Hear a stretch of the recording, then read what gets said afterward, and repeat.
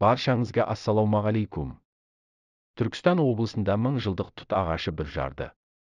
6 адамның құшағы әрең жететін ағаштың түбі қурап кеткенімен төбесіндегі бұталары жапырақ ашып көгеріп тұр. 1000 жылдық тұт ағашы Түркістан қаласынан 30 шақырым жердегі Қарнақ ауылында орналасқан. Жергілікті тұрғындар оны мәжарат тұт деп атайды. Биіктігі 8-9 метр болатын ағашқа 6 адамның құшағы әзер жетеді. Жалпы бұл ағаш туралы бірнеше аңыз әпсана бар. Соның бірінде б ғасырда ислам дінін Орта Азия елдеріне таратуға келген араб қолбасшысы Кутейба ибн Муслим отырғызғаны айтылады. Ал екінші нұсқада имам Бахли есімді діндар кісі жылқы байлау үшін жерге қаққан деген ағаш көгеріп өсіп шыққан деген дерек бар.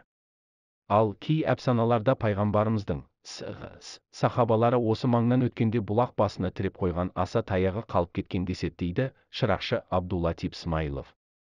Көптеген жылдар бойы суарылмай қалды. Содан қурап кеткен болатын. Қазір су келіп тұр. Жиі суарып тұрамыз. Bir жарып көк ала бастаған көріп қуанып жүрміз. Бұл да бір жақсылықтың нышаны болар дейді ол. Біз әлемде және Қазақстан жаңалықтар жайында шындықты айтамыз. Лайк, коммент арқылы көмектесіңіз. Жазылуды ұмытпаңыз. Бұл арна үшін сіздерден ең үлкен көмек.